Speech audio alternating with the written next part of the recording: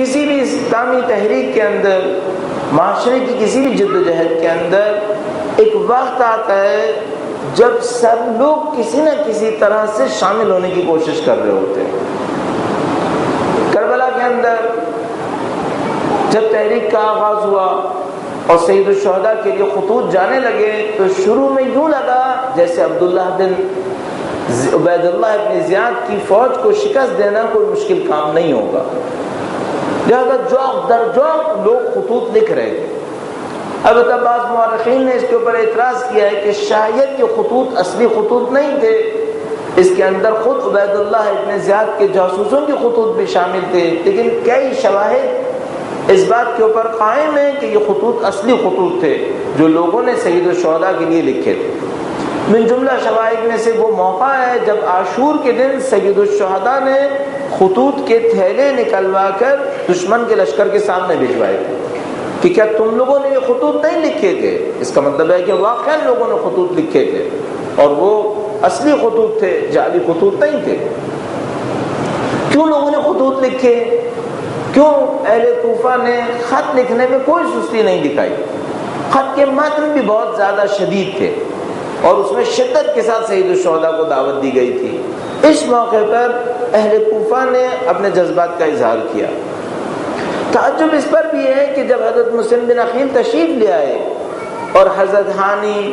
اور دوسرے لوگوں کے گھروں کے اوپر میٹنگز ہوئیں، ان کے اندر بھی اظہار کرتے رہے کہ ہم سید الشہداء کا ساتھ دیں گے۔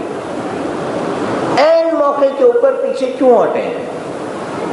کئی لوگوں نے اس کے اوپر بہت ساری تحلیلات کی ہیں کہ کیا وجوہات تھیں کہ اہل کوفہ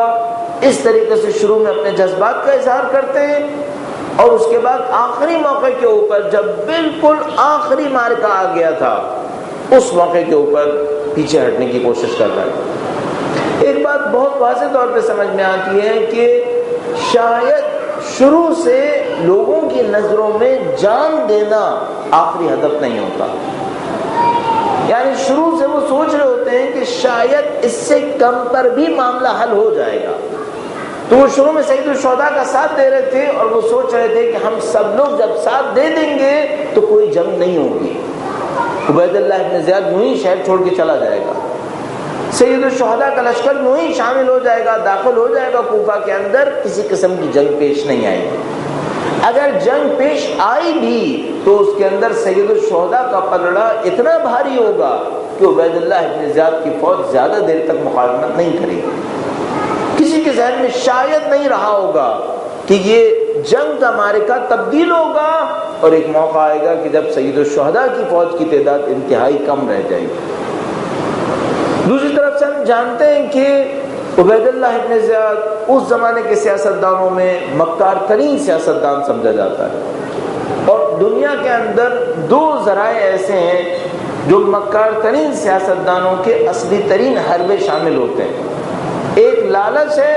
اور ایک خوف، کسی کو لالچ دینا اور کسی کو خوف دکھانا۔ یہ دو حربے تھے جن کو استعمال کرنے کے اندر فرعون بھی ماہر تھا،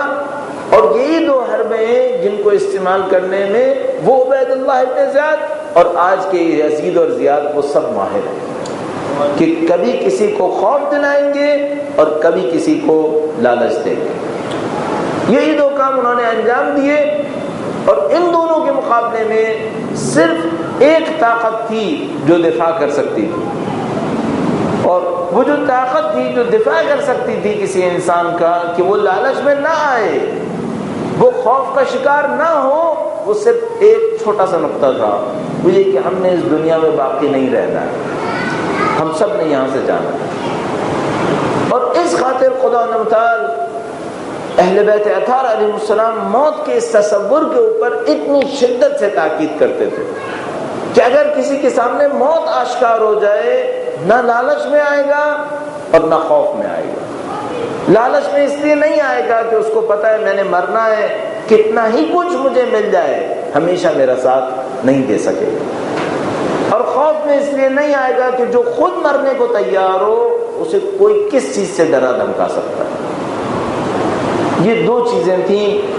کہ کہ جو ہر موقع کے اوپر حق کے راستے میں رکاوٹ بن رہی تھیں، اور چند لوگ تھے جو اس خوف اور اس لالچ کا مقابلہ کرنے کی طاقت رکھتے تھے. جن کے اندر یہ طاقت موجود تھی کہ وہ لالچ اور خوف کا مقابلہ کر لیں، وہ سید الشہداء کے لشکر میں شامل ہونے کی طاقت رکھتے تھے. اب شاید شب عرفہ کے موقع کے اوپر ہم لوگوں کی دعاؤں میں سے ایک دعا یہ بن سکتی ہے کہ خدا ہمیں خوف اور لالچ سے نجات دلا دے، ان دو مصیبتوں سے نجات دلا دے کہ جو ہمیں